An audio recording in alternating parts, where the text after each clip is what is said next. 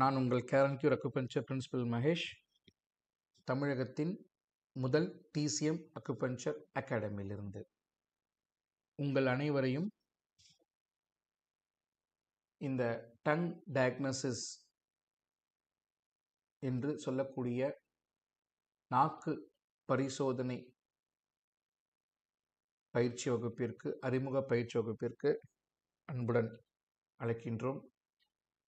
So once again, welcome TCM Masters to CareandCure family.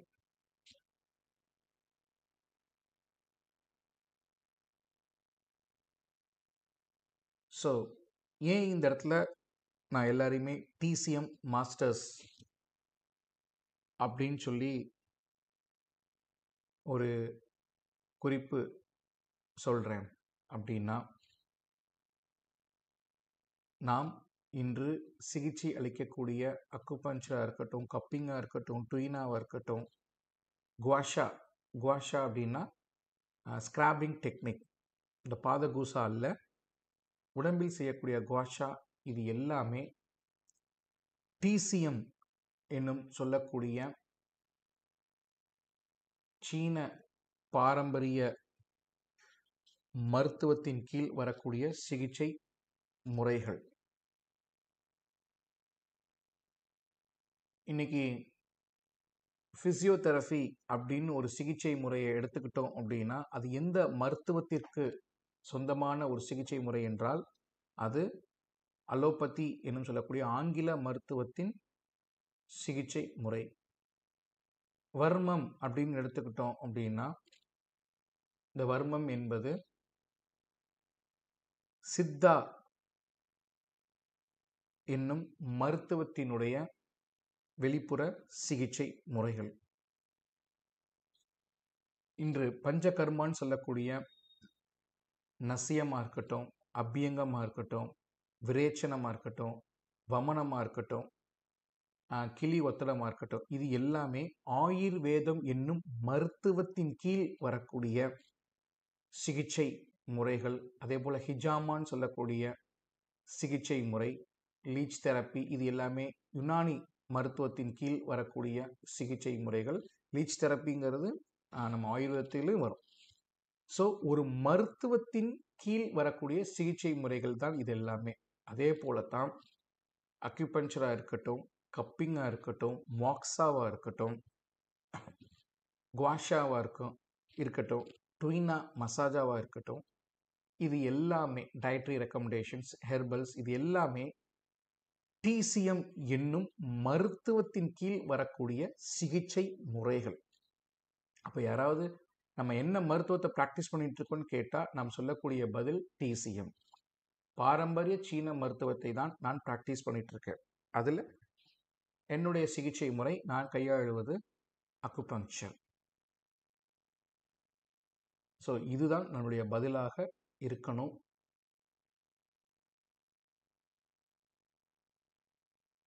அப்போ இந்த அத்தனை சிகிச்சை முறைகளுமே நாம் இன்று செய்யக்கூடிய அக்குபங்க்சர், மாக்ஸா, கப்பிங், இது எல்லாமே டிசிஎம் என்னும் பாரம்பரிய சீன மருத்துவத்தின் கீழ் வரக்கூடிய சிகிச்சை முறைகள்.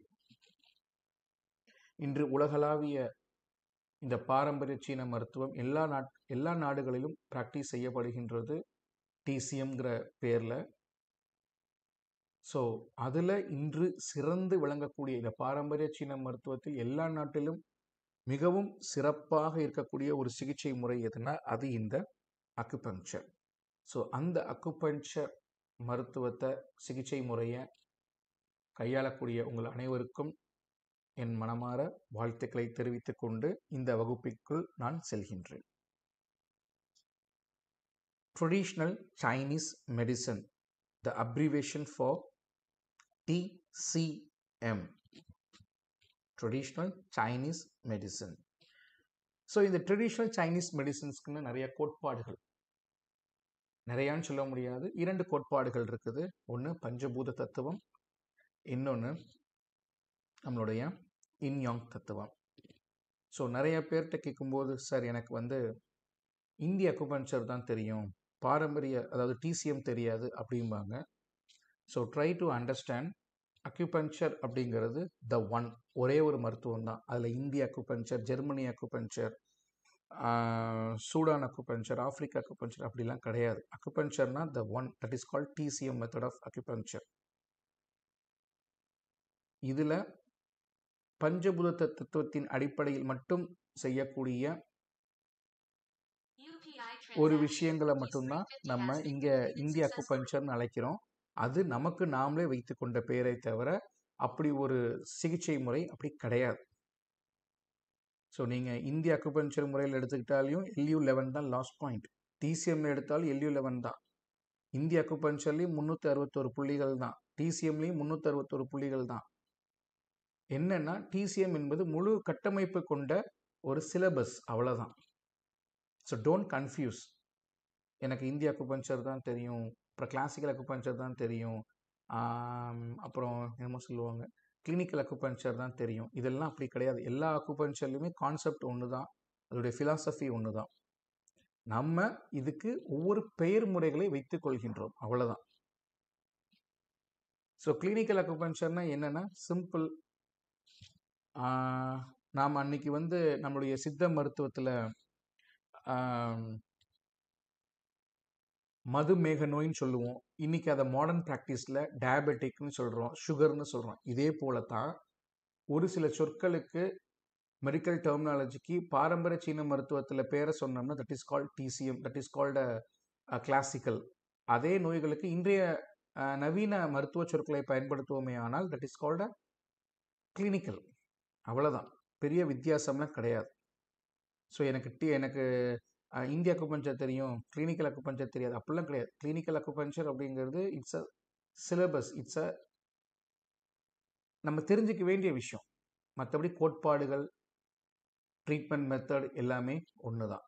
So don't confuse and don't panic.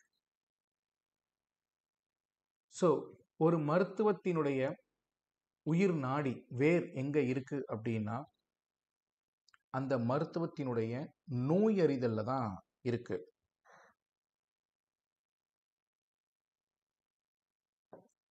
உதாரணத்துக்கு ஒரு மருத்துவத்திற்கும் ஒரு சிகிச்சை முறைக்கும் உள்ள வித்தியாசமே நோய் அறிதல் தான். எந்த ஒரு சிகிச்சை முறைக்கு நோய் அறிதல் அப்படிங்கிற கான்செப்ட் இருக்கோ அது மருத்துவம் ஆகின்றது. உதாரணத்துக்கு நம்ம இந்தியாவில் மருத்துவம்னு சொன்னோம்னா அலோபதி, சித்தா, ஆயுர்வேதா, யுனானி, ஹோமியோ இதெல்லாம் சொல்லுவோம். இது எல்லாமே மருத்துவ முறைகள். பிகாஸ் ஒவ்வொரு மருத்துவ முறைக்கும் ஒரு நோயறிதல், தனித்துவமான நோயறிதல் இருக்கின்றது. நோயறிதல் இல்லாமல் டைரக்டா அப்ளை பண்ணக்கூடிய விஷயங்களை தான் நம்ம சிகிச்சை முறை அப்படின்னு சொல்றோம். உதாரணத்துக்கு இன்னைக்கு செய்யக்கூடிய கைரோப்ராக்டிக்கா இருக்கட்டும், ஹீலிங் மெத்தடா இருக்கட்டும், யோகாவா இருக்கட்டும், பிசியோவா இருக்கட்டும், இன்னைக்கு நிறைய தெரப்பீஸ்ன்னு சொல்றோம் இல்லையா, இது எல்லாமே சிகிச்சை முறைகள். இதற்கு நோய் டயக்னோசிஸ் அப்படிங்கிற ஒரு கான்செப்ட் கிடையாது. அப்ப எந்த ஒரு சிகிச்சை முறைக்கு நோயறிதல் இருக்கோ அதற்கு பெயர் மருத்துவம். ஸோ அந்த வகையில் நம்முடைய டிசிஎம் என்பது ஒரு சூப்பரான டயக்னோசிஸ் செஷன்ஸை கொண்டுள்ளது என்பதை மாற்று கருத்தே கிடையாது. எந்த மருத்துவத்திலும் இல்லாத ஒரு தனிச்சிறப்பு இந்த டயக்னோசிஸ் அப்படிங்கிற கான்செப்ட்ல நம்மளுடைய டிசிஎம் மாறுபட்டு இருக்கின்றது, கூடுதலாக இருக்கின்றது. அதை நம்ம முழுமையாக கற்றுக்கிட்டோம்னா சக்சஸ் என்பது மிக மிக எளிது. ஸோ அந்த வகையில் அக்கார்டிங் டு த டிசிஎம் என்னென்ன நோயறிதலின் முறைகள் இருக்குதுங்கிறத ஒரு சின்னதாக இன்ட்ரோடக்ஷன் பார்ப்போம். The first one is called inquiry, அதாவது கேட்டு அறிதல். ரெண்டாவது அப்சர்வேஷன், அதாவது பார்த்து அறிதல். மூணாவது ஆல்ஃபாக்ஷன், நுகர்ந்து அறிதல். 4வது ஆஸ்கல்டேஷன், பேஷண்ட்ஸ் உடம்பிலிருந்து தோன்றக்கூடிய சப்தங்களை கேட்டு அறிதல். 5வது பல்பேஷன்ஸ், தொட்டு உணர்ந்து அறிதல். இதில் தான் இந்த நாடி அப்படின்னு சொல்லக்கூடிய விஷயம் வரும். So these are the methods of diagnosis in Chinese medicine.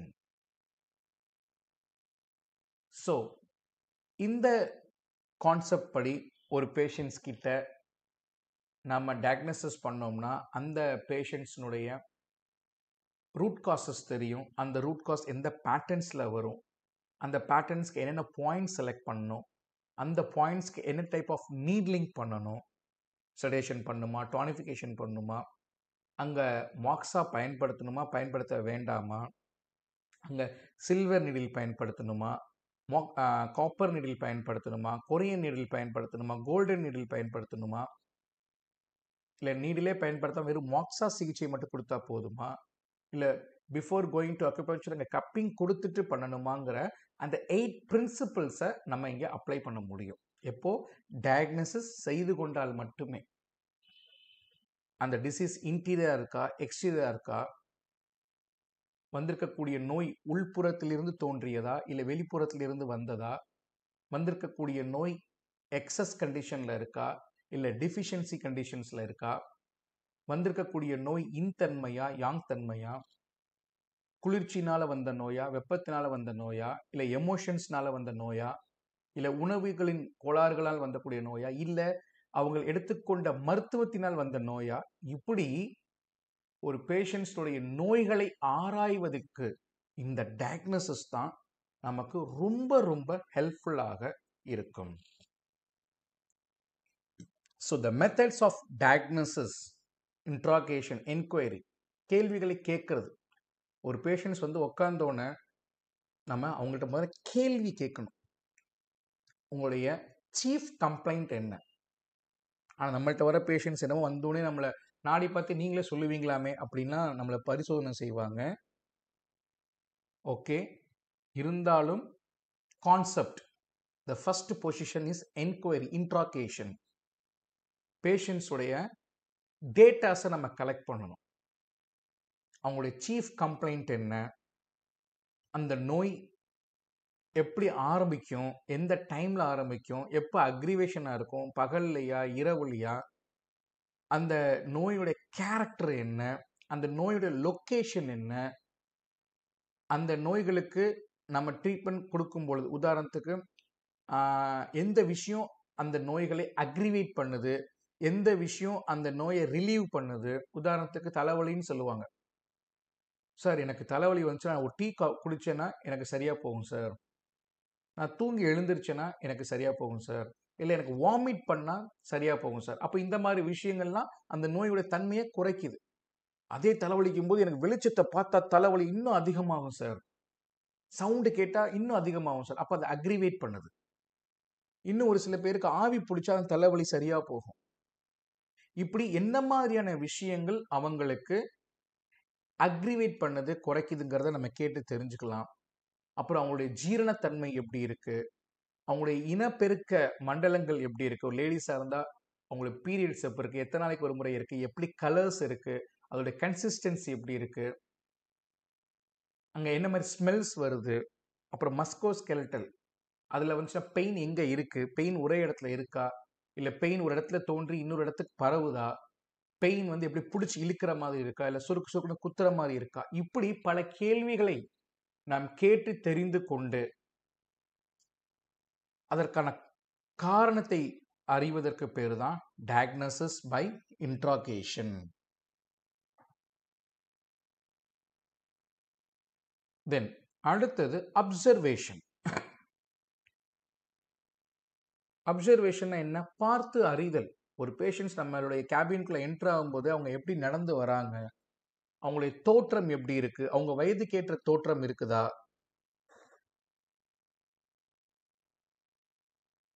அவங்களுடைய ஃபேஸ் எப்படி இருக்கு, ஐஸ் எப்படி இருக்கு, லிப்ஸ் எப்படி இருக்கு, நோஸ் எப்படி இருக்கு, நோஸ்ல கருவளையம் இருக்கா, இயர்ஸ் எப்படி இருக்கு, காது நல்லா பெருசா காணப்படுதா, சின்னதா காணப்படுதா, ஹேர் எப்படி இருக்கு, 15 வயசு பையன் வரும்போது முடி நிறைச்சு போயிருந்தா premature hair, premature grey hair, அவங்களுடைய நகம் எப்படி இருக்கு, இப்படி அந்த பேஷண்ட்ஸ்னுடைய வெளிப்புற தோற்றத்தை நம் கண்களால் பார்த்து அறியக்கூடிய ஒரு முறைக்கு பேரு தான் அப்சர்வேஷன். இன்னைக்கு நாம படிக்கக்கூடிய இந்த டங் டயக்னோசிஸ் என்பது இந்த அப்சர்வேஷனுடைய மெத்தடுக்கு கீழே வரக்கூடிய ஒன் ஆஃப் த டயக்னோசிஸ். ஏன்னா ஒருத்தருடைய நாக்கு நீட்ட சொல்லி பார்த்து தான் நம்ம ஐடென்டிஃபிகேஷன் பண்றோம். அப்போ இது பார்த்து அறிதலின் கீழ் வரக்கூடிய ஒரு மெத்தடு தான் இந்த டங் டயக்னோசிஸ். ஐ டயக்னோசிஸ் இருக்கு, லிப்ஸ் டயக்னோசிஸ் இருக்கு, நெயில் டயக்னோசிஸ் இருக்கு. இப்படி நிறைய டயக்னோசிஸ் பார்த்தறிதல் இருக்குது. அதுல மேஜர் பொசிஷன் வகிக்கக்கூடியது இந்த டங் டயக்னோசிஸ் என்னும் நாக்கு பரிசோதனை முறை. அடுத்தது பால்பேஷன், தொட்டு உணர்தல். நம்ம ஒருத்தருடைய நாடி பார்த்து நாடியினுடைய தன்மையில் வைத்து அங்க வரக்கூடிய பல்ஸ்னுடைய கேரக்டரிஸ்டிக், இது ஸ்லிப்பரி பல்ஸா, வயரி பல்ஸா, சாப்பி பல்ஸா, ஃப்ளோட்டிங் பல்ஸா, ரேபிட் பல்ஸா, ஸ்லோ பல்ஸா, இப்படி நாடிகளை பார்த்து உணரக்கூடிய ஒரு விஷயம்தான் தொட்டு அறிதல், பால்பேஷன். பால்பேஷன் என்பது ஒரு நாடி பார்க்கறது மட்டும் இல்ல, ஈவன் பேஷண்டோடைய பேக்ஷூ பாயிண்ட்ஸ் சொல்லக்கூடிய பின்புற அலாரம் பாயிண்ட்ஸ்ல அழுத்தி பார்க்கும் பொழுதும் உள் உறுப்புகளுடைய நிலையை நாம் கண்டறிய முடியும். இதுவும் தொட்டறிதலின் கீழ் வரக்கூடிய one of the diagnosis method. அடுத்தது ஆல்ஃபாக்ஷன், ஸ்மெல், நுகர்ந்து அறிதல். பேஷண்ட்ஸ் உடம்பிலிருந்து வரக்கூடிய ஸ்மெல்லை வைத்துக்கொண்டு நாம் அறியக்கூடிய மெத்தட்ஸ்க்கு பேரு நுகர்ந்து அறிதல். இன்னைக்கு இது பெருசா வழக்கத்துல இல்லை. பிகாஸ் நம்ம டியூட்ரண்ட்ல இருந்து ஃபேஸ் பவுடர்ல இருந்து எல்லாமே வாசனை திரவியங்கள் அதிகமாக பயன்படுத்துவதனால் இன்னைக்கு இது வழக்கத்துல இல்லை. ஆனா பாரம்பரிய சீன மருத்துவத்துல இது ஒரு மெத்தடாக இருந்திருக்கின்றது. அடுத்தது ஆஸ்கல்டேஷன். பேஷண்ட்ஸ் உடலில் இருந்து வரக்கூடிய ஒலிகள், சப்தங்களை கொண்டு அறிதல். உதாரணத்துக்கு ஒரு பேஷண்ட் திரும்பும் போது கழுத்திலிருந்து வரக்கூடிய சவுண்ட்ஸ், உட்கார்ந்து எந்திரிக்கும் போது மூட்டுகளில் வரக்கூடிய சவுண்ட்ஸ், பேசும் பொழுது அவங்களுடைய பேச்சில் வரக்கூடிய ஒலி மாற்றங்கள். சில பேர் பேசும்போது அப்படி இழுக்கும் ஒரு மாதிரி, அந்த மாதிரியான சவுண்ட்ஸ். அதன் பின்பு பார்த்தீங்க அப்படின்னா மூச்சு விடும்போது வரக்கூடிய சவுண்ட்ஸ். ஏன் நம்ம டாக்டர்கிட்ட போன ஸ்டெத்தஸ்கோப் வச்சு பார்க்குறாரு இல்லையா, ஸ்டெத் வச்சு தட் இஸ் கால்ட் ஆஸ்கல்டேஷன். அதே போல நம்முடைய பாரம்பரிய சீன மருத்துவத்திலையும் இந்த ஆஸ்கல்டேஷன்ஸ் மெத்தட் இருக்கின்றது. ஸோ இத்தனை இத்தனை நோயறிதல் முறைகளை உள்ளடக்கிய ஒரு அற்புதமான மருத்துவம் தான் பாரம்பரிய சீன மருத்துவம் எனப்படும் TCM. ஸோ மீண்டும் உங்கள் அனைவரையும் இந்த டங் டயக்னோசிஸ் வகுப்பிற்கு மிக்க மகிழ்ச்சியோடு ஒரு அறிமுக வகுப்பிற்கு அழைக்கின்றோம். உங்களுடைய care and cure TCM acupuncture பயிற்சி மையத்தின் சார்பாக. ஸோ டயக்னோசிஸ் பை அப்சர்வேஷன், பார்த்து அறிதல். ஸோ இந்த பார்த்தறிதல் முறையின் படி இன்னைக்கு கூடிய பார்க்க இருக்கின்ற இந்த diagnosis by observation in tongue, ஒரு டங் டயக்னோசிஸ் பண்ணுறதுக்கு முன்னாடி என்னென்ன ரூல்ஸ் அண்ட் ரெகுலேஷன் நம்ம ஃபாலோ பண்ணோம், டக்குன்னு ஒருத்தர் நாக்கை நீட்டி எப்படி நம்ம கண்டுபிடிக்கிறோம் அப்படிங்கிறதுக்கு முன்னாடி எப்படி அந்த ப்ரொசீஜரை ஹேண்டில் பண்ணுறது, how to examining the tongue. First of all proper lightning அந்த இடத்துல இருக்கணும். நீங்கள் எங்கே அந்த டங்கை எக்ஸாமின் பண்ணுறீங்களோ அங்கே ப்ராப்பர் டங் ப்ராப்பர் லைட்னிங் அந்த இடத்துல இருக்கணும். இல்லாட்டி உங்களுக்கு ப்ராப்பராக அந்த டங்கை எக்ஸாமின் பண்ண முடியாது. உதாரணத்துக்கு நம்ம ஜவுளி கடையில் போய் ஒரு ட்ரெஸ் வாங்குவோம், அங்கே ஒரு கலராக தெரியும், நம்ம காலம்பரை வந்து பார்க்கும்போது அங்கே ஒரு கலராக தெரியும். அதே போல தான் நீங்கள் எங்கே நாக்கு பரிசோதனை செய்கிறீங்களோ அங்கே லைட் வந்து ப்ராப்பராக இருக்கணும். முடிந்த அளவுக்கு ஆர்டிஃபிஷியல்ஸ் லைட் இல்லாமல் நேச்சுரல் லைட் இருந்தால் ரொம்ப நல்ல ஒரு விஷயம்.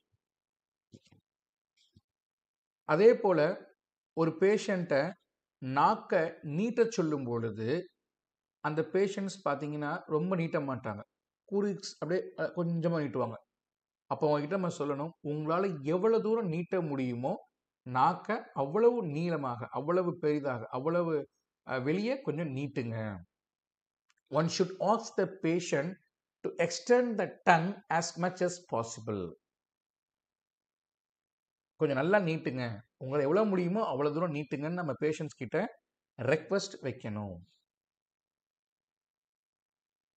அதே போல the patient should be asked to extend the tongue for a short time only. ஒரு பேஷண்ட்டை நாக்கு நீட்ட சொல்லிட்டோம், அப்படியே ஒரு 2 நிமிஷம் 3 நிமிஷம் அப்படியே நீட்டுங்க, நான் இன்னும் நல்லா பார்த்துக்கிறேன், இன்னும் நல்லா பார்த்துக்கிறேன்னு சொல்லக்கூடாது.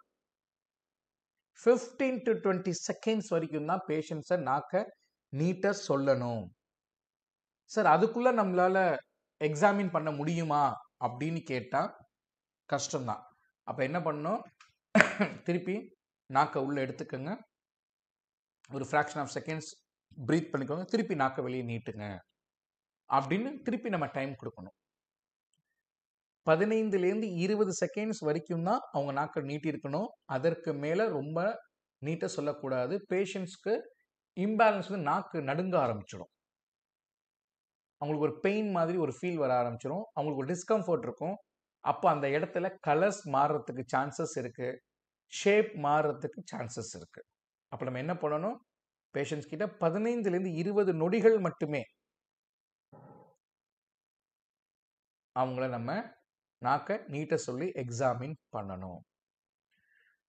அதே போல பேஷண்ட்ஸுடைய டங் பாடி கலரை நோட் பண்றதுல மிகவும் கண்ணும் கருத்துமாக நாம் இங்கு கையாள வேண்டும்.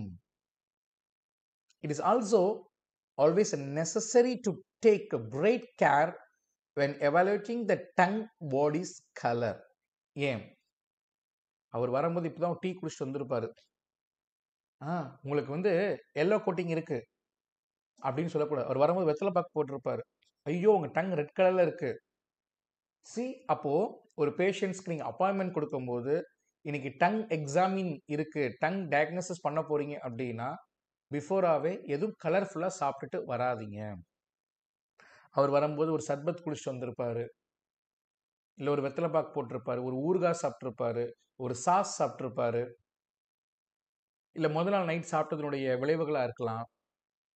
அப்போ நம்ம என்ன பண்ணணும், எப்போ நீங்கள் இந்த எக்ஸாமின் டங் டயக்னோசிஸ்க்குன்னு நீங்கள் அவருக்கு அப்பாயின்மெண்ட் கொடுக்குறீங்களோ அப்போ அவங்களுக்கு இந்த முன் அறிவிப்புகளை நாம் கொடுக்க வேண்டும். அவங்க எடுக்கக்கூடிய கலர்ஃபுல் ஃபுட்ஸ்னால பாடியோட கலர், அதாவது டங்கினுடைய கலர் மாறுவதற்கு சான்சஸ் இருக்கின்றது. அப்போ இவ்வளவு விஷயங்களை நாம் இங்கு கையாள வேண்டும். I hope you all understand.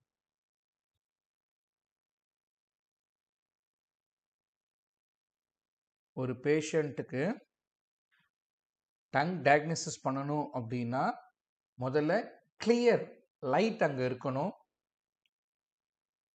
பேஷண்ட்டை எவ்வளவு தூரம் நாக்கை வெளியே நீட்ட சொல்ல முடியுமோ அவ்வளவு தூரம் நீட்ட சொல்லணும். அட் த சேம் டைம் 15லிருந்து 20 செகண்ட்ஸ் வரைக்கும் நம்ம நீட்ட சொல்லக்கூடாது. அதே போல பேஷண்ட்ஸ்க்கு முன் அறிவிப்புகளை நாம் கொடுக்க வேண்டும். கலர்ஃபுல் ஃபுட்ஸ் எதுவும் எடுத்துக்கொள்ளாம டங் டயக்னோசிஸ்க்கு வாங்க. இதுதான் நம்ம ஒரு டங் எக்ஸாமின் பண்ணுறதுக்கு முன்னாடி ப்ரிப்பேர் பண்ண வேண்டிய விஷயங்கள், மனசில் அதை பற்றி தெரிந்து கொள்ள வேண்டிய விஷயங்கள். சரி, அடுத்ததாக ஒரு டங் அப்படின்னா, அந்த டங் அப்படிங்கிறது it's a mirror of our பாடின்னு சொல்லுவாங்க. ஒரு பழமொழி இருக்கு, சீனா பழமொழி. நம்முடைய நாக்கு பொய் பேசும், அதாவது நாக்கினால் நாம் பொய் பேசுவோம், ஆனா நாக்கு பொய் பேசாது அப்படின்னு சொல்லிட்டு. எஸ், நம் உள் உறுப்புகளிலுடைய நிலையினை, the state of internal organs reflect பண்ணக்கூடிய ஒரு ஆர்கன் தான் இந்த டங். உங்க எல்லாத்துக்குமே தெரியுமான்னு தெரியல, இந்த டிசிஎம்ல பல்ஸை காட்டிலும் அதிக முக்கியத்துவம் கொடுக்கக்கூடிய ஒரு டயக்னோசிஸ் எதுனா இந்த டங் டயக்னோசிஸ். பார்த்தறிதல், கேட்டறிதல், தொட்டறிதல்னு நம்ம கேள்விப்பட்டிருக்கோம். தொட்டறிதலுக்கு 3ஆம் இடம் தான். ஆனா முதல் இடத்திற்கு எதுனா பார்த்தறிதல், அதுல எஸ்பெஷலி இந்த டங். அப்ப இந்த டங்ல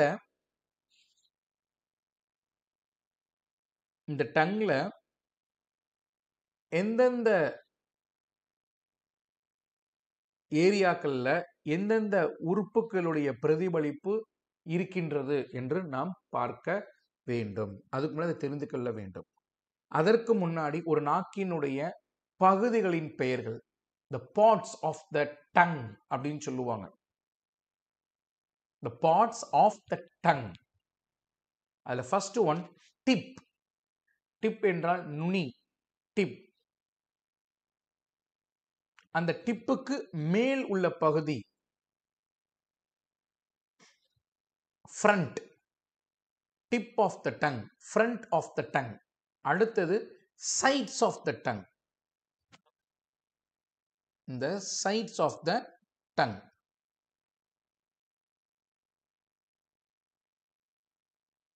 அடுத்தது center of the tongue, நாக்கினுடைய மையப்பகுதி. அடுத்தது root of the tongue, root of the tongue, நாக்கினுடைய வேர் பகுதி. சோ அந்த நுனி tip of the tongueல தான் நம்மளுடைய ஹார்ட்டினுடைய பிரதிபலிப்புகள் தெரியும். இருதயத்தினுடைய பிரதிபலிப்பு எங்க இருக்குன்னா tip of the tongue. அதற்கு மேலுள்ள பகுதி front of the tongue, அங்க என்ன ஆர்கன் இருக்குன்னா lungs. tip, front. அடுத்து இரு பக்கமும் இருக்கக்கூடிய ஏரியாக்கு பேரு sides of the tongue. அங்கதான் liver and gallbladder இருக்கின்றது. liver, gallbladder. சென்டர்ல, center of the tongueல stomach and spleen. root, root, அங்க kidney, UB, LI, SI. Root ஏரியாவில் இதெல்லாமே இருக்கின்றது. ஸோ இப்போ டிப் ஆஃப் த டங் அப்படின்னா ஞாபகத்துக்கு வர வேண்டியது heart. Front of the tongue அப்படி என்றால் நம் ஞாபகத்துக்கு வர வேண்டியது lungs. Sides of the tongue அப்படின்னாலே நமக்கு ஞாபகத்துக்கு வர வேண்டியது liver, gall bladder. Centre of the tongue அப்படின்னாலே நமக்கு ஞாபகம் வர வேண்டியது stomach and spleen. Root of the tongue அப்படின்னாலே LI, SI, kidney and UB. இது அப்படியே பாருங்க. ஃபர்ஸ்ட்ல ஹார்ட் அண்ட் லங்ஸ் இருக்கக்கூடிய பகுதி upper warmer, respiratory system. Upper warmer, respiratory system. And நடுவில் இருக்கக்கூடிய stomach, spleen, liver and gallbladder is called middle warmer. நம்ம ட்ரிபிள் வார்மர் படிச்சிருப்போம் இல்லையா? Sanjiao, triple warmer, triple energiser, triple burner இப்படி படிச்சிருப்போம் இல்லையா? தமிழ்ல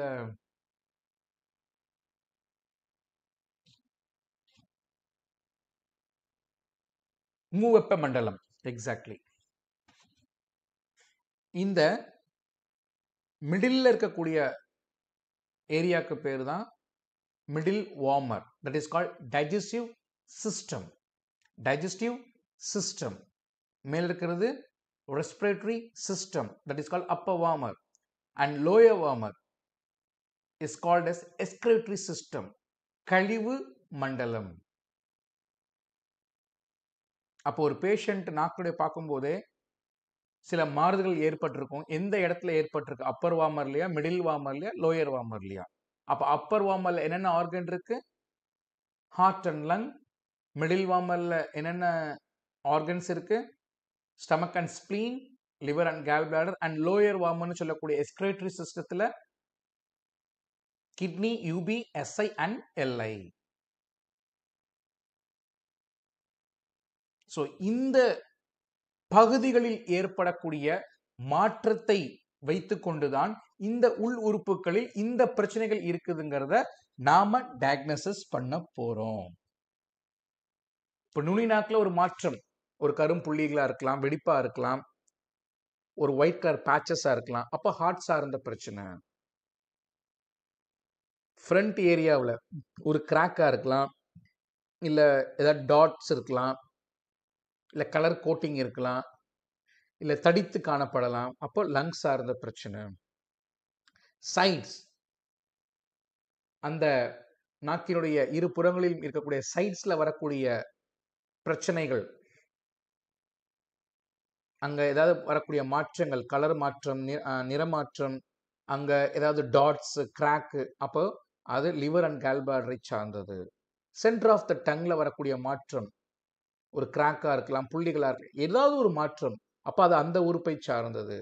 ரூட் ஏரியால வரக்கூடிய மாற்றங்கள் அந்தந்த உறுப்புகளை பிரதிபலிக்கிறதுங்கிறத நம்ம ஈஸியா we have to understand.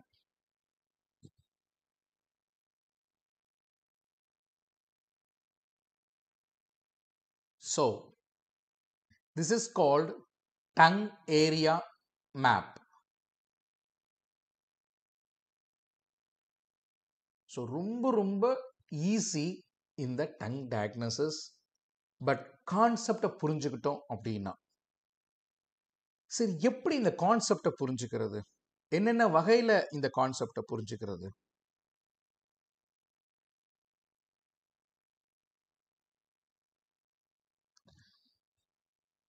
Aspect of tongue diagnosis.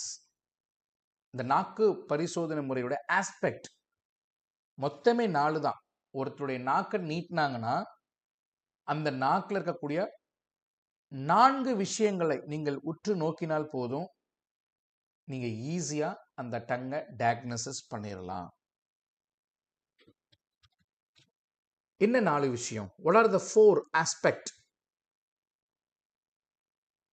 That's body color, அதாவது அந்த நாக்கினுடைய கலர். பாடி ஷேப், அந்த நாக்கினுடைய ஷேப் என்னென்ன. அடுத்தது கோட்டிங், டங் கோட்டிங், அந்த நாக்கில என்ன விதமான பூச்சிகள் தென்படுகின்றது, என்ன மாதிரியான பூச்சி, கோட்டிங் எப்படி இருக்கு. அந்த நாக்கினுடைய மாய்ஸ்சர், ஈரத்தன்மை, ஈரப்பதம், அந்த மாய்ஸ்சர் எப்படி இருக்கு. இப்படின்னு ஒருத்தருடைய நாக்கு இந்த 4 விஷயத்தை கவனிச்சிட்டோம் அப்படின்னா we have easily understand what the problem the patient have facing. 4 விஷயம் தான். ஒன்னு பாடி கலர், ஒன்னு பாடி ஷேப், ஒன்னு டங் கோட்டிங், இன்னொன்னு டங் மாய்ஸ்சர்.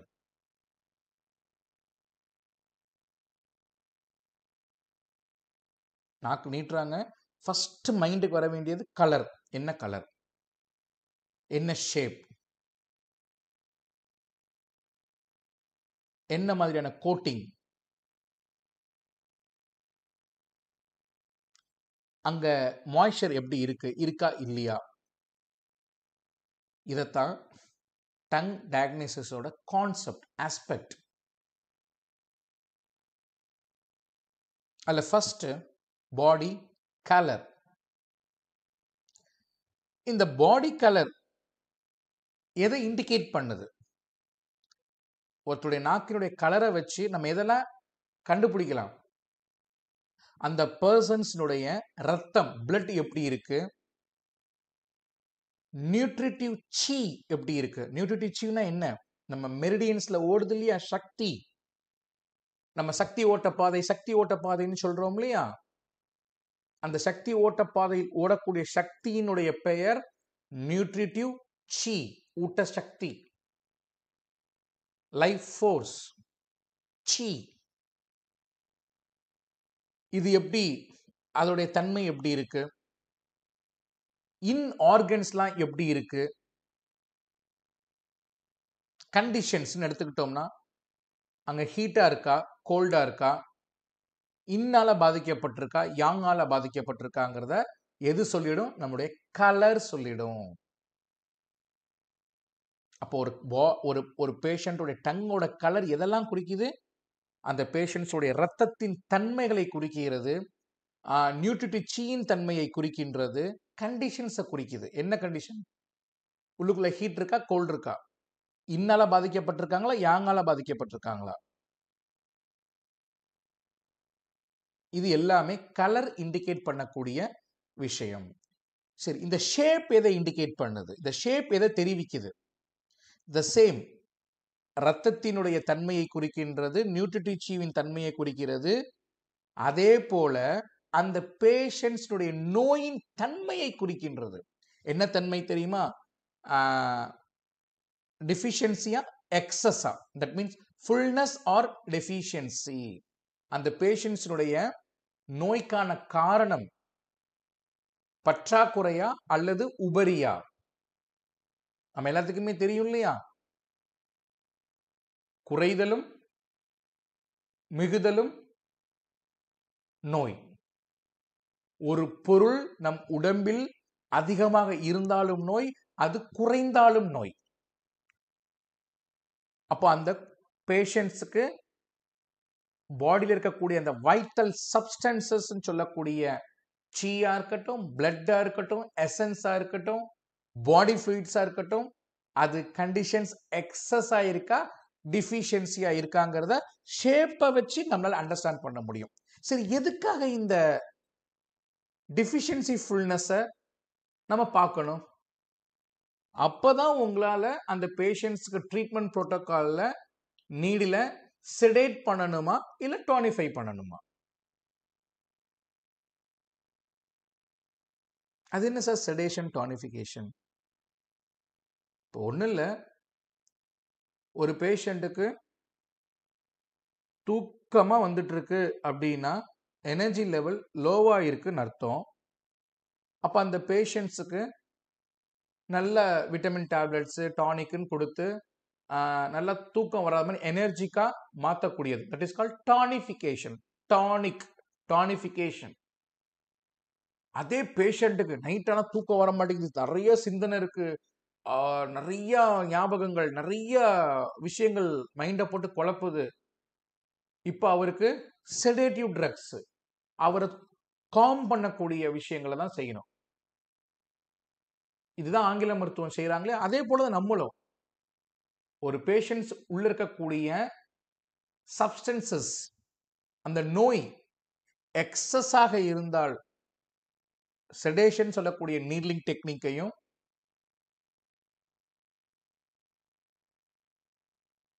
டிஃபிஷியன்சியாக இருந்தால் டானிஃபிகேஷன் சொல்லக்கூடிய நீட்லிங் டெக்னிக்கையும் நாம் கையாள வேண்டும்.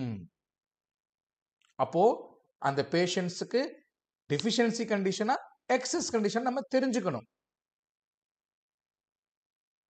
ஒருத்தர் நடக்கவே முடியாம நடந்து வராரு, பேசவே முடியாம பேசுறாருன்னா that is called deficiency condition. அதே அவர் பேசும்போது கணீர் கணீர்னு பேசுறாரு, நிறைய பேசுறாரு, அன்வான்டா பேசுறாருன்னா எக்ஸஸ் கண்டிஷன்.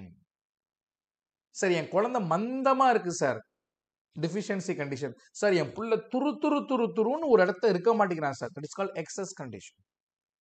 அப்போ ஒரு நோயை நீங்கள் எக்ஸஸா டிஃபிஷியன்ஸா தெரிஞ்சா மட்டும்தான் ட்ரீட்மெண்ட் புரோட்டோகாலை எழுத முடியும், நீட்லிங் டெக்னிக்கே பண்ண முடியும். அதற்கு நமக்கு உறுதுணையா இருக்கக்கூடிய ஒரு டயக்னோசிஸ் டூல் தான் வந்து பார்த்தீங்க அப்படின்னா இந்த டங்ல வந்து பாடியோட ஷேப், ஒருத்தருடைய நாக்கினுடைய ஷேப்பை வச்சு கண்டுபிடிச்சிடலாம் இவங்களுக்கு எக்ஸஸா டெஃபிஷியன்சியா.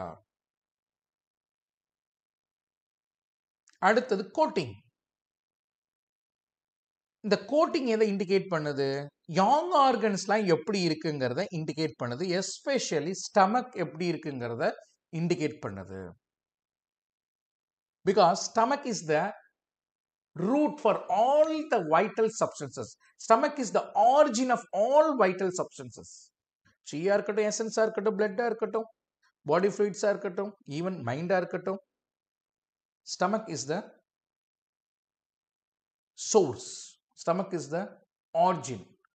நம்மளால பசியா இருக்கும்போது கூர்மையா சிந்திக்க முடியுமா? நம்மளோட மைண்ட் ஒரு நிலையா வேலை செய்யுமா? செய்யாது. Because stomach. அந்த ஸ்டமக்கினுடைய கண்டிஷனை தெரிஞ்சுக்கிறதுக்கு இந்த கோட்டிங் மிகவும் அவசியமானது. அப்ப பாருங்க, பாடி கலரும் பாடி ஷேப்பும் இன்ஆர்கன்ஸ், சாரி, பாடியோட கலர், தங்களுடைய கலர் வந்து இன்ஆர்கன்ஸ அதோட நிலைப்பாட்டை தெரிவிக்கின்றது. கோட்டிங் என்பது யங் ஆர்கன்ஸினுடைய நிலைப்பாட்டை தெரிவிக்கின்றது. அதே போல கண்டிஷன்ஸ் எடுத்துக்கிட்டோம் அப்படின்னா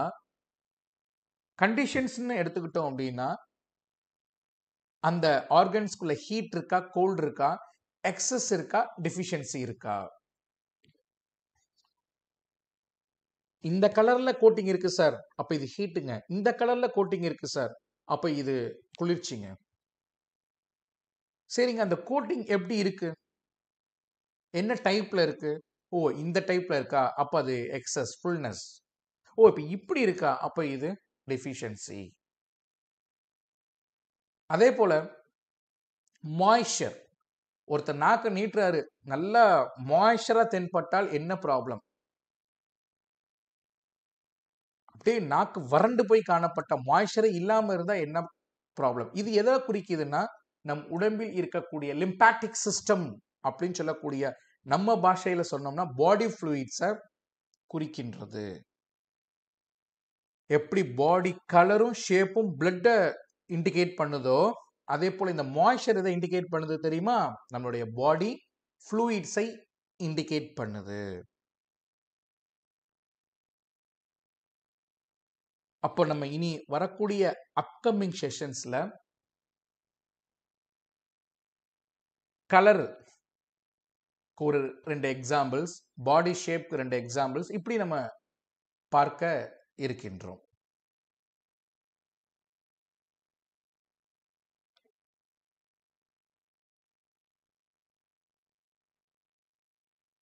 ஸோ ஃபர்ஸ்ட் பார்க்கக்கூடிய ஆஸ்பெக்ட் டங் பாடி கலர். நான் ஆல்ரெடி சொன்ன மாதிரி இது நம்முடைய பிளட்டை, நியூட்ரிட்டிவ் சீயை, இன்ஆர்கனை குறிக்குது. கண்டிஷன்ஸ்னு எடுத்துக்கிட்டோம்னா ஹீட்டா கோல்டாங்கிறதையும் இன்னா யாங்காங்கிறதையும் இது சொல்லுது.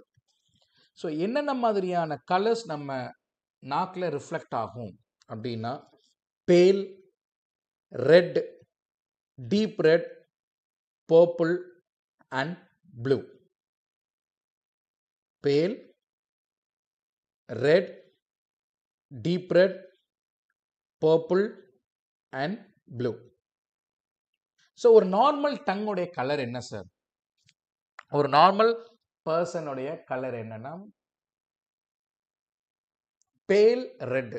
அதாவது புதிதாக வெட்டப்பட்ட இறைச்சியினுடைய கலர் என்னவோ அதுதான் நார்மல், அதாவது நோய் இல்லாத உடம்பினுடைய ஒரு நாக்கினுடைய கலர் பேல் ரெட்.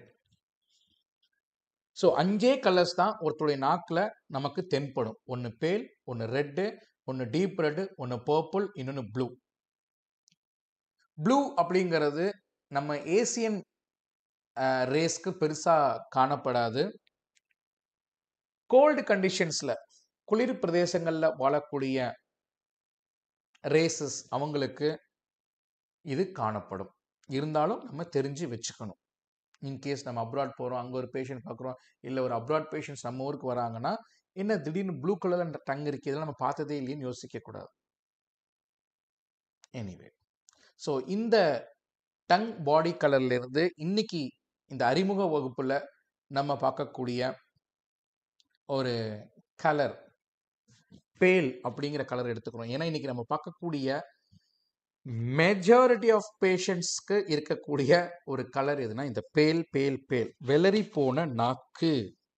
நம்ம எல்லாத்துக்குமே தெரியும், நாக்கு வெளரி போயிருந்தா பொதுவாக என்ன சொல்லுவாங்க, ஐயா ரத்தம் இல்லையா உடம்புல, அவ்வளவுதான்.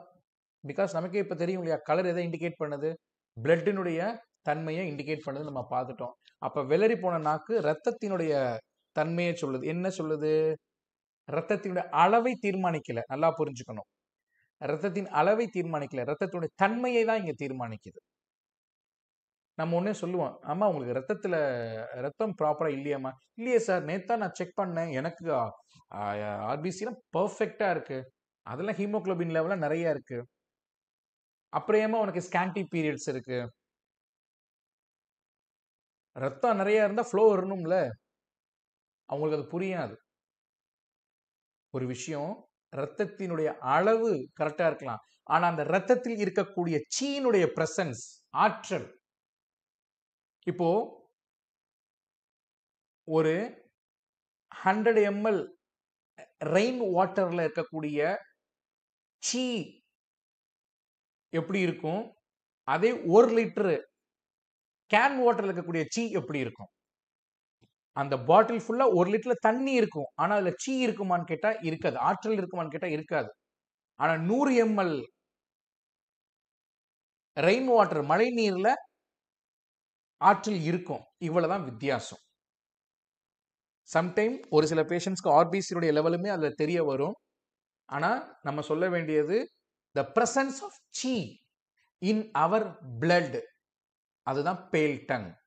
அந்த உனக்கு ரத்தம் இருக்குமா நிறைய, ஆனா அந்த ரத்தத்துல ஆற்றல் இல்லை, ஆற்றல் இருந்தாதான் அந்த ரத்தத்தினால நரிஷ் பண்ண முடியும் பாடி உடைய ஆர்கன்ஸ். அப்ப பேல் டங் எதை குறிக்குது, பிளட் உடைய கண்டிஷன்ஸை குறிக்குது. ஒருத்தருடைய டங் பேலா இருந்து, அதாவது பேல் கலர்ல டங் இருந்து ஸ்லைட்லி வெட்டா இருந்தா, வெட்னா ஈரப்பதத்தோட காணப்பட்டால், பேல் கலர் அண்ட் வெட், இங்க நாக்கு நான் கொடுத்திருக்கேன் பாத்தீங்களா, பேல் அண்ட் வெட், பேல் அண்ட் வெட், அப்படி இருந்தால் யாங் டெஃபிஷியன்சி, அவங்க உடம்புல யாங் தன்மை குறைந்து காணப்படுகின்றது. அதே பேலா இருந்து ட்ரையா இருந்தால், பேலாக இருந்து ட்ரையாக இருந்தால் பிளட் டிஃபிஷியன்சி. பேலா இருந்து ஈரப்பதத்தோடு காணப்பட்டால் பிளட் டிஃபிஷியன்சின்னு ஐடென்டிஃபை பண்ண கூடாது. பேலாக இருந்து ட்ரையா இருந்தாதான் பிளட் இல்லைன்னு அர்த்தம், பிளட் டிஃபிஷியன்சி.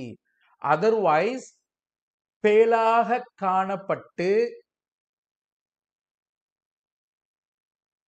வெட்டா இருந்தால் யாங் தன்மை உடம்பில் இல்லை என்று அர்த்தம். சிம்பிள்.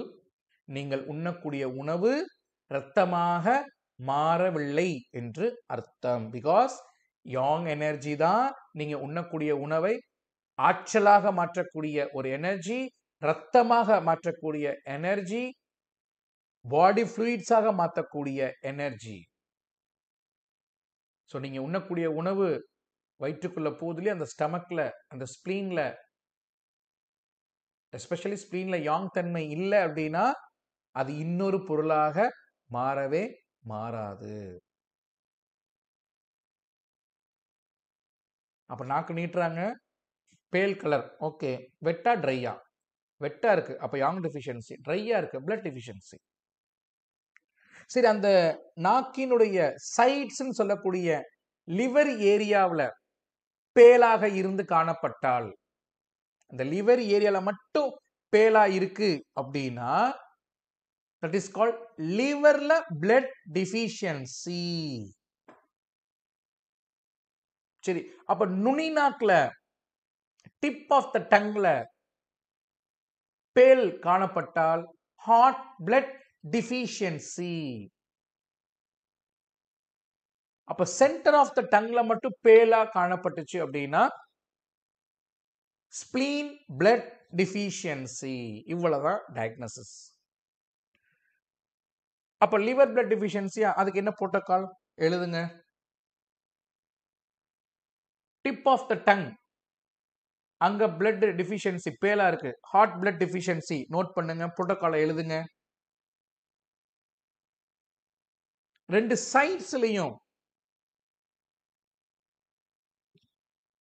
சைட்ஸ்லயும்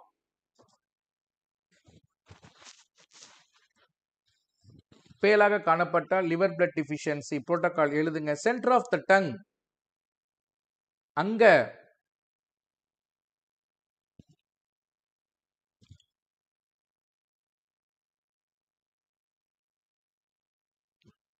பேலாக காணப்பட்டால் ஸ்பிளீன் பிளட் டிஃபிஷியன்சி புரோட்டோகால் எழுதுங்க, போடுங்க, சக்சஸ்.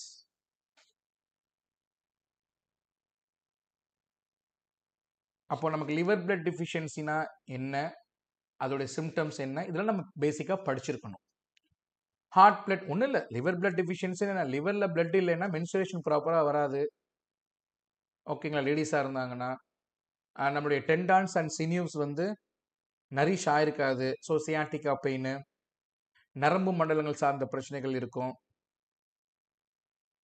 ஸ்பிளீன் பிளட் டிஃபிஷியன்சி அப்போ நம்மளுடைய மசில்ஸ் டெவலப்மெண்ட் இருக்காது, மசில்ஸ்ல பெயின் இருக்கும்.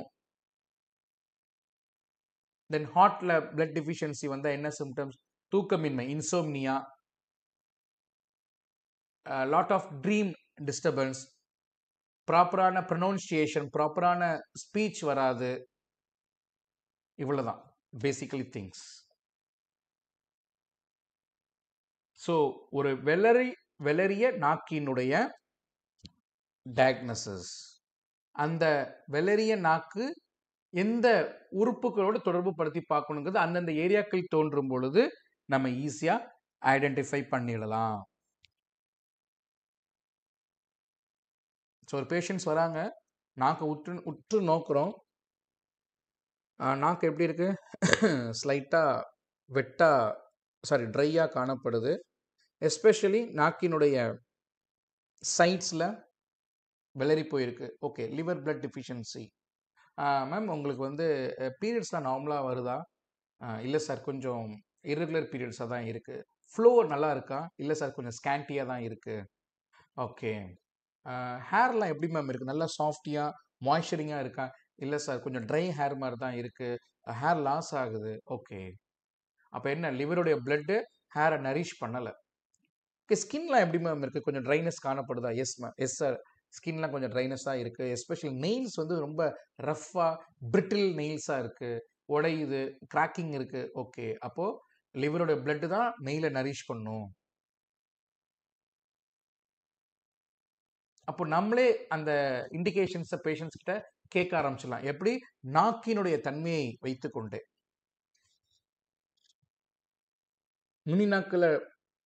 நுனி நாக்கில் வெளரியத்தன்மை காணப்படுது. Okay, heart blood deficiency. ரொம்ப பால்பிட்டேஷன் எதுவும் அடிக்கடி வருதா? எஸ் சார், கொஞ்சம் ஆன்சைட்டி இருக்கு. எக்ஸாக்ட்லி. ட்ரீம் எப்படி இருக்கு sir? Lot of dream sir. Night ஆனால் எப்படி இருக்கு சார்? தூக்கம் ப்ராப்பராக வரல, தூங்கணும்னு நினைக்கிறேன்னா என்னால் முடியல, ரெஸ்ட்லெஸ்ஸாக இருக்கு. Okay, heart blood deficiency. ரொம்ப கோபம் வருது, மூட் ஸ்விங்ஸ் ஆகுது. ஓகே, ஷென் டிஸ்டர்ப் ஆயிருக்கு, மைண்ட் டிஸ்டர்ப் ஆயிருக்கு.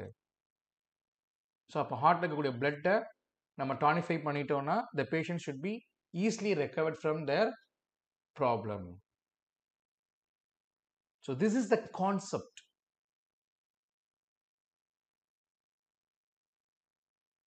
ஒரு பேஷண்ட்ஸ் கூட நம்ம இன்ட்ராக்ட் பண்ணணும். டயக்னோசிஸ் அரவுண்ட் ஐ ஹோப் இங்கே கேரன் கியூரில் படிச்சிருக்கக்கூடிய மாணவர்கள் அத்தனை பேர்களுக்கு தெரியும், ஒரு டயக்னோசிஸ் செஷன்ஸ் என்பது குறைந்தது 45 நிமிடம் எடுத்துக்கொள்ளும். ஒரு நிமிட சிகிச்சையெல்லாம் கிடையாது.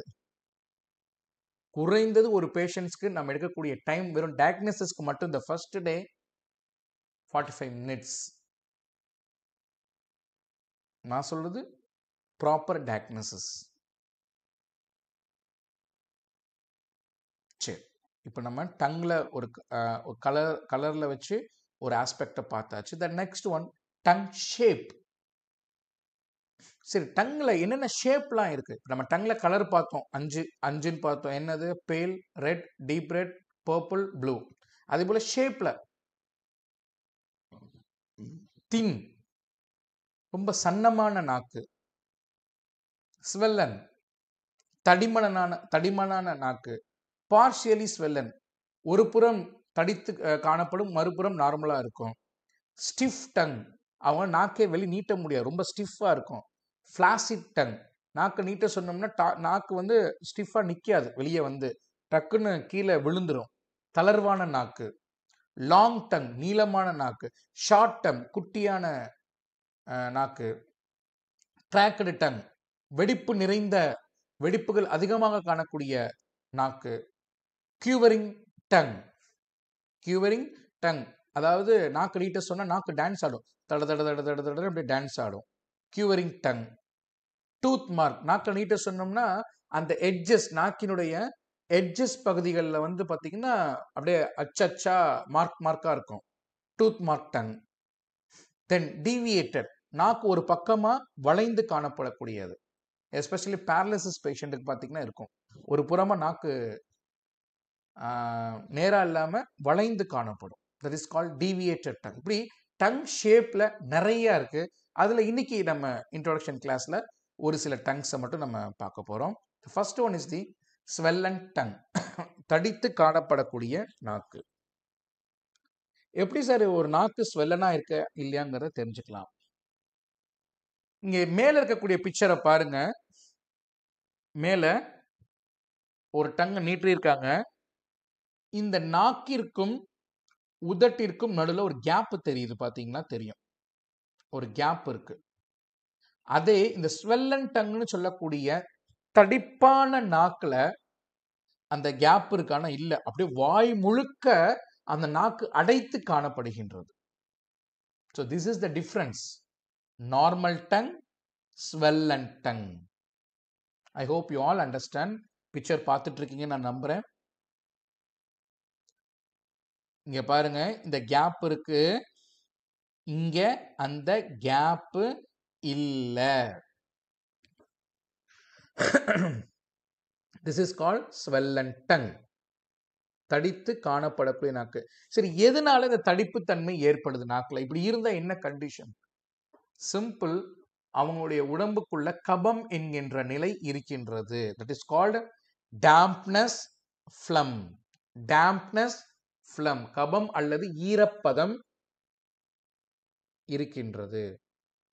அப்போ இந்த dampness ரிமூவ் பண்ணக்கூடிய பாயிண்ட்ஸும் கபத்தை வெளியேற்றக்கூடிய பாயிண்ட்ஸையும் நாம கொடுத்தோம்னா இது சீக்கிரமா சரியாயிரும். எப்படி இந்த dampness வருது, இந்த phlegm வருது? Because the dysfunction of spleen, மண்ணீரலின் இயக்க குறைபாடு, இந்த ஈரப்பதத்தையும் சொல்லக்கூடிய dampness-ஐயும் கபம்னு சொல்லக்கூடிய phlegm-ஐயும் உருவாக்குகின்ற ஒரு ஆர்கன். யாரு? மண்ணீரல் இயங்கம் நிலை குறையும் பொழுது. எஸ்பெஷலி இந்த லேடிஸ்லாம் வீட்டில் பாத்திரம் கழுவிட்டு அந்த ஈர நைட்டியோடையே சுற்றுவாங்க, துணி துவைச்சிட்டு அந்த ஈர ட்ரெஸ்ஸோடையே சுற்றுவாங்க, அப்புறம் பெட்ல குப்புற படுப்பாங்க. இவங்களுக்கு எல்லாமே இந்த dampness ஈஸியாக வந்துடும். அப்புறம் ஸ்வெட்டிங்கோடையே ரொம்ப நேரம் இருக்கிறது, இது எல்லாமே எக்ஸ்டர்னல் காசஸ், வெளிப்புறத்திலேருந்து வரக்கூடிய dampness. உள்ளுக்குள்ள dampness, internal causes spleen. The dysfunction of spleen makes the dampness phlegm. இந்த dampness-ஐயும் phlegm-ஐயும் வெளியேற்றக்கூடிய ஒரு அற்புதமான அக்குபஞ்சர் புள்ளி எதுன்னு பார்த்தீங்கன்னா ST40, ஃபெங் லாங் சொல்லக்கூடிய அந்த அக்குபஞ்சர் பாயிண்ட் ST40. நோட்ஸ் எடுத்துக்கங்க. ST40 Feng long.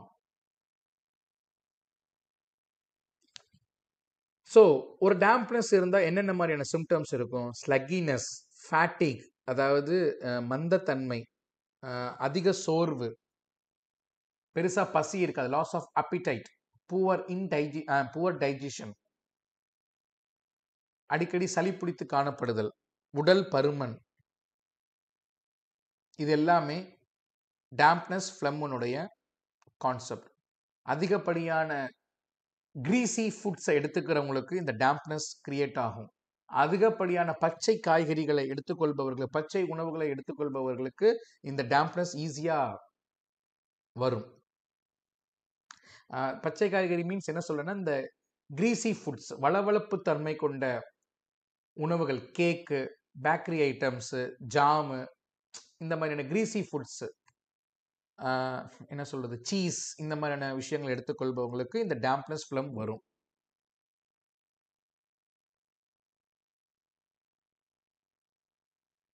ஸோ அந்த டங் ஸ்வெல்லன் இருந்தாலே we have to understand the patient is suffering from dampness or phlegm. அப்ப நம்ம அவங்கள்ட்ட ஈஸியா கேட்டுறலாம், உங்களுக்கு இப்படிலாம் இருக்கா? ஆமா, எனக்கு இப்படி இருக்கு. செய்யணும்னு மனசு சொல்லுது, ஆனால் உடல் ஒத்துழைக்கல. படிக்கிறேன், ஆனா ஞாபகம் வர மாட்டேங்குது. இதுக்கு எல்லாத்துக்கும் காரணம் கபம். நம்ம எல்லாத்துக்குமே தெரியும் இல்லையா? வாசுகின்னு சொல்லக்கூடிய ஒரு பாம்பை வச்சு ஒரு மலைய கடைஞ்சு தேவர்கள் அமிர்தம்ங்கிற ஒரு விஷயத்தையும், அசுரர்கள் அமிர்தத்தையும் தேவர்கள் நஞ்சையும் எடுத்து, அந்த நஞ்சுன்னு சொல்லக்கூடியது இந்த டேம்ப்னஸ் ஃப்ளம்மை தான். ரொம்ப நேரம் ஏசியில் உட்காந்துருக்குறோம், ஏசி கூட பெருசா டேம்ப்னஸ் ஃப்ளம்மை கிரியேட் பண்ணாது. இந்த ஏர் கூலர் இருக்கு இல்லையா, ஸ்ப்ரே ஆகும் ஒரு மாதிரி, ஏர் கூலர், அது வந்து 100% டேம்ப்னஸ் ஃப்ளம்மை கிரியேட் பண்ணும். ஏசியும் கிரியேட் பண்ணும், ஆனா அதிக அளவு இந்த ஏர் கூலர் வந்து அதை கிரியேட் பண்ணும். Okay, this is the story of, this is the aspect of swollen tongue. The next one, நிறைய பேர் நாக்க பார்க்கும்போது காணப்படக்கூடிய முக்கியமான விஷயம் கிராக்டு டங். கிராக்டு டங், நாக்கில் வெடிப்பு வெடிப்பா காணப்படும். This is called cracked tongue. இந்த ரைட் சைடு ரோஸ் கலர்ல இருக்கு பார்த்தீங்களா, இது எல்லாமே ஒவ்வொரு விதமான cracked tongue. This is the long horizontal crack and this is the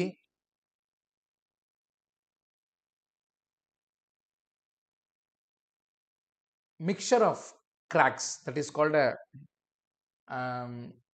ஒரு ஒரு ஒரு மாதிரியான கிராக்கா இருக்காது. ஒரு லாங்னா ஹரிசாண்டல்னா ஹரிசாண்டல் இருக்காது, வெர்டிக்கல்னா வெர்டிக்கல் இருக்காது, ஒரு மாறுதலாவே இருக்கும் அந்த கிராக் டங்ஸை பார்த்தோம்னா. ஒன் செகண்ட், ஒரு இர்ரெகுலரா இருக்கும். இன்னும் சொல்ல போனா தட் இஸ் கால்ட் இர்ரெகுலர். ஒரு இன்டூ மார்க் மாதிரி இருக்கும், கமா மாதிரி இருக்கும், டாட்ஸ் மாதிரி வெட்டி வெட்டி சின்னதா இருக்கும். This is called irregular cracks. அப்புறம் இந்த கிராக் வந்து பாத்தீங்கன்னா it's a vertical crack in the centre of the tongue and this is the long vertical crack. இப்படி கிராக்லயே பல விதங்கள் இருக்கு. ஸோ டோட்டலா பாடியில டங்ல கிராக் காணப்பட்டால் அதை நம்ம ஜென்ரலா என்ன சொல்லுவோம்னா இன்டெஃபிஷியன்சி. இன்டெஃபிஷியன்சி ஒன்றும் இல்லை, நம்ம வீட்டு பக்கத்தில் ஒரு நிலம் இருக்கு, ஈரப்பதமா இருந்துச்சு அப்படின்னா இன்தன்மையோடு காணப்பட்டால் நல்லா இருக்கும். இன்தன்மையெல்லாம் போய் வறட்சி ஆயிடுச்சுன்னா எப்படி இருக்கும்? வெடித்து காணப்படும், நிலம் வெடித்து காணப்படும். அப்ப அங்க என்ன இல்லை? இன்தன்மை இல்லை. அதான் நாக்கும் சொல்றது இன்டெஃபிஷியன்சி. அப்போ இந்த வெடிப்பு லங் ஏரியா, ஹார்ட்ல டிப்ல தென்பட்டால் லங் இன்டெஃபிஷியன்சி. நுரையீரல் ஏரியால ஃப்ரண்ட் ஏரியாவில் காணப்பட்டால் லங் இன்டெஃபிஷியன்சி. கிட்னி ஏரியாவில் காணப்பட்ட kidney deficiency. Stomach area centre of the டங்ல காணப்பட்டால் ஸ்டமக் இன்டெஃபிஷியன்சி. ஜென்ரலா இந்த இன்டெஃபிஷியன்சியை சரி பண்ணக்கூடிய ஜென்ரல் அக்குபஞ்சர் பாயிண்ட்ஸ் நான் சொல்றேன், நோட் பண்ணிக்கோங்க. ST36, SP6, REN6 and K6.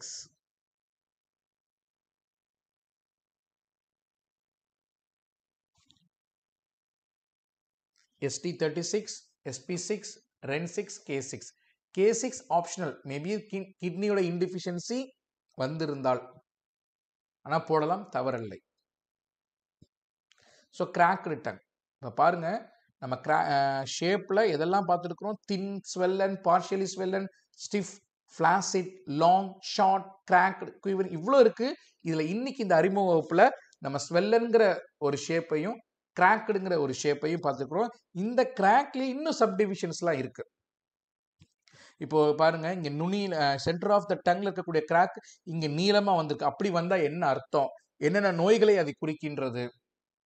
அதுக்கு என்னென்ன பாயிண்ட்ஸ்? இப்படி நிறைய சப்டிவிஷன்ஸ் இருக்கின்றது. The next one, additional bonus, உங்களுக்கு இன்னொரு ஒரு ஷேப் எதுனா tooth mark tongue. Tooth mark tongue.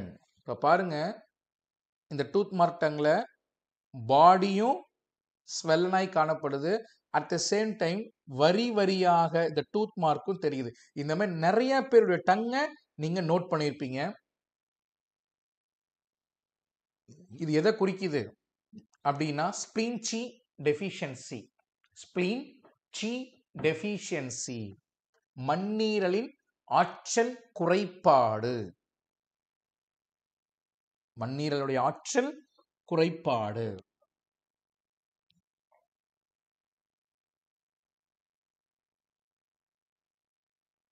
So மண்ணீரலோட ஆற்றல் குறைந்தாலே என்னென்ன மாதிரியான சிம்டம்ஸ் வரும்? பசியின்மை, இன்டைஜஷன்,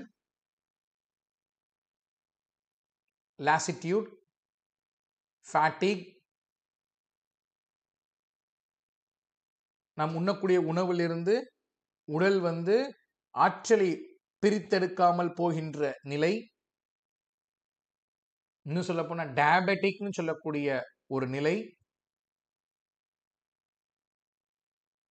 இது எல்லாமே இந்த டூத் மார்க் டங்குடைய சொந்தக்காரங்களை சார்ந்தது. ஸோ இந்த பேஷண்ட்ஸுக்கு நாம் கட்டாயம் மாக்ஸா என்கின்ற சிகிச்சை முறையை நாம் கையாள வேண்டும். இங்க என்ன யார் வர்றாங்க? த ஹீரோ, த மாக்ஸா பண்ணியே ஆகணும். Then tongue coating. என்ன டைப் ஆஃப் கோட்டிங் இருக்கு சார் டங்ல? White, yellow, black. White coating இருக்கும், எல்லோ கோட்டிங் இருக்கும், பிளாக் கோட்டிங் இருக்கும். ஸோ உங்களுக்கு நாங்கள் எக்ஸாம்பிள்ஸ் கொடுத்துட்டோம். ஒயிட் கோட்டிங்னா எப்படி இருக்கும், எல்லோ கோட்டிங் எப்படி இருக்கும், பிளாக் கோட்டிங் எப்படி இருக்கும். சரி, இந்த கோட்டிங்ல என்னென்ன டைப் இருக்கு? இந்த கோட்டிங் தின்னா இருந்தா என்ன, திக்கா இருந்தா என்ன, கிரீசி கோட்டிங்கா இருந்தா என்ன, ஸ்லிப்பரி கோட்டிங்கா இருந்தா என்ன? Thin coating, thick coating, greasy coating and slippery coating. அப்போ ஒயிட்லயே நாக்க நீட்டுறாங்க, கோட்டிங்கை செக் பண்றோம். Okay, it's a white coating, confirm. சரி, இந்த ஒயிட் கோட்டிங் எப்படி இருக்கு? தின்னா இருக்கா, திக்கா இருக்கா, கிரீசியா இருக்கா, ஸ்லிப்பரியா இருக்கா? மிஸ்டர் பி வராரு, ஏ வராரு, ஒயிட் கோட்டிங்கை செக் பண்றோம். மிஸ்டர் பி வராரு, இவருக்கு எல்லோ கோட்டிங். ஓகே, என்ன டைப் ஆஃப் எல்லோ கோட்டிங் இருக்கு? தின், திக், கிரீசி ஆர் ஸ்லிப்பரி? என்ன மாதிரியான டைப்ல அந்த கோட்டிங் இருக்கு? அப்ப தின்னா இருந்தா என்ன, திக்கா இருந்தா என்ன, கிரீசியா இருந்தா என்ன, ஸ்லிப்பரியா இருந்தா என்ன? நம்ம ஏற்கனவே பார்த்தோம். கோட்டிங் என்பது எதை குறிக்கும்? The condition of young organs. At the same time, என்ன பார்த்தோம் ஞாபகம் இருக்குங்களா? கோட்டிங் ஹீட்டா, கோல்டா, ஃபுல்னஸா, டெஃபிஷியன்சியா? எஸ். அப்ப தின்னா இருந்தா டிஃபிஷியன்சில இருக்கு, திக்கா இருந்தா எக்ஸஸா இருக்கு. அப்போ ஒயிட் கோட்டிங் எதை இண்டிகேட் பண்ணுது? கோல்ட இண்டிகேட் பண்ணுது. எல்லோ கோட்டிங் எதை இண்டிகேட் பண்ணுது? ஹீட்டை இண்டிகேட் பண்ணுது. அப்ப தின் ஒயிட் கோட்டிங் எதை இண்டிகேட் பண்ணுது?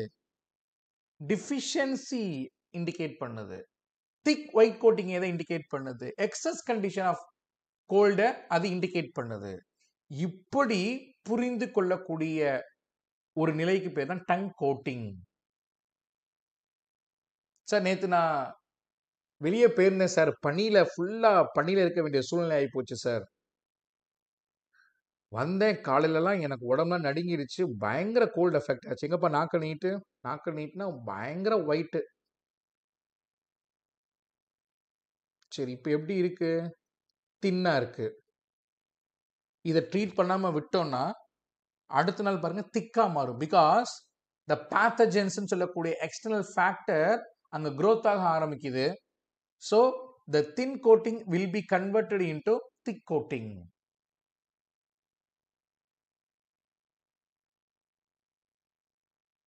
So this is the conditions of tongue coating. At last, the last one is the tongue moisture. Moisture இதை இண்டிகேட் பண்ணது நம்ம எல்லாத்துக்குமே தெரியும். நம்ம உடம்பில் இருக்கக்கூடிய பாடி ஃப்ளூயிட்ஸ்னுடைய தன்மையை இண்டிகேட் பண்ணுது. So there are 2 kinds of moisture. அதில் ரெண்டு கண்டிஷன்ஸ் இருக்கு. ஒன்று வெட்டு, ஒன்று ட்ரை. வெட்டா இருந்துச்சு அப்படின்னா அங்கே யாங் டெஃபிஷியன்சி, பாடி ஃப்ளூயிட்ஸ் எக்ஸஸாக இருக்குன்னு அர்த்தம். ஓவர் வெட்டு இப்போ நீங்கள் பார்த்தீங்கன்னா தெரியும். இப்போ கிளாஸியாக இருக்கு இல்லையா, இது ட்ரையா இருக்குன்னா டிஃபிஷியன்சி ஆஃப் பாடி ஃப்ளூயிட்ஸ், உடம்புல இன்தன்மை குறைந்து காணப்படுகின்றது. ஸோ எடிமான்னு சொல்லக்கூடிய accumulation of body fluids, oedema. ஒருத்தருக்கு மூட்டுல நீர் கோர்த்து காணப்படும், முழங்கால் மூட்டுல. அப்ப பேஷண்டோட டங்கை பாருங்க வெட்டா காணப்படும். மாய்ஸ்சர் எப்படி இருக்கும்? ரொம்ப ஷைனிங்கா இருக்கும். இது எதை இண்டிகேட் பண்ணுது? எக்ஸஸ் ஆஃப் பாடி ஃப்ளூயிட்ஸ், எங்கேயோ தேங்கி நிக்குது. ஸோ டங்குடைய மாய்ஸ்சரை வைத்துக்கொண்டு நம்மளால டயக்னோசிஸ் செய்ய முடியும். எக்ஸஸ் கண்டிஷனா, டெஃபிஷியன்சி கண்டிஷனா, பாடி ஃப்ளூயிட்ஸ் எக்ஸஸ் ஆயிருக்கா இல்ல லேக் ஆயிருக்கா. So this is the conditions. See, இப்போ நான் உங்களுக்கு ஒரு சின்ன நம்மளுடைய treatment, before treatment, after treatment காமிக்கிறேன் பாருங்க. இப்போ பாருங்க, இந்த பேஷண்ட்ஸ் டங் எப்படி இருக்கு before treatment, the same patient tongue இங்கே பாருங்க எப்படி இருக்கு. ஸோ நம்ம கான்செப்டில் பிளட் டெஸ்ட், யூரின் டெஸ்ட் எதுவுமே தேவையில்லை. பேஷண்ட்டுடைய ஃபர்ஸ்ட் டே டங்கை நோட் பண்ணி வச்சுக்கோங்க, ஃபோட்டோ எடுத்து வச்சுக்கோங்க, ட்ரீட்மெண்ட் கொடுங்க, டே பை டே ஃபோட்டோ எடுங்க, இந்த பேஷண்ட்ஸ் கிட்ட காமியம்மா உங்கள் உடம்பு இப்படி ஆயிட்டு இருக்கு. So this is our evidence, this is the proof, this is our diagnosis. இப்போ இங்கே பாருங்க, இந்த பேஷண்ட்ஸுக்கு ரெண்டு பக்கமும் ரெண்டு லிவர் ஏரியாவிலையும் என்ன இருக்கு? பிளாக் மார்க்ஸ், பிளாக் டாட்ஸ் இருக்கு. இது எதை குறிக்குது? பெட் ஸ்டாசிஸ்ன்னு சொல்லக்கூடிய. ஆஃப்டர் ட்ரீட்மெண்ட் பாருங்க, அது அப்படியே கொஞ்சம் கொஞ்சமாக மறைஞ்சிட்டு இருக்கு. இந்த பேஷண்ட்ஸுக்கு irregular periods, PCOD, the changes. இந்த பேஷண்ட்ஸ் பாருங்க, பிஃபோர் ட்ரீட்மெண்ட் நாக்கு எப்படி இருக்கு, ஆஃப்டர் ட்ரீட்மெண்ட் நாக்கு எப்படி இருக்கு. என்ன கோட்டிங் தெரியுதா? Black colour coating. இந்த பேஷண்ட்ஸோட டங் ஆக்சுவலி இது கீழே இருக்கிறது தான் பிஃபோர் ட்ரீட்மெண்ட், மேலே இருக்கிறது ஆஃப்டர் ட்ரீட்மெண்ட். கீழே இருக்கிறது பிஃபோர் ட்ரீட்மெண்ட், மேலே இருக்கிறது ஆஃப்டர் ட்ரீட்மெண்ட். அதாவது கிராக்ஸ், இது வந்து முழுக்க கிராக்ஸ், இர்ரெகுலர் கிராக்ஸ் தெரியுதுங்களா? இங்க நேரா வெர்டிகல் கிராக் இருக்கு, சைட்ஸ்ல கிராக் இருக்கு, இங்க crack. This is called irregular cracks. இங்கேயும் அப்படிதான் இருக்கு, பட் அதனுடைய தன்மை கொஞ்சம் கொஞ்சமா மாறிட்டு இருக்கு. So this is our proof.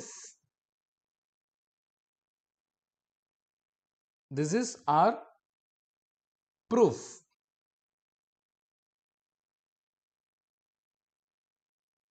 So இந்த டங் டயக்னோசிஸ்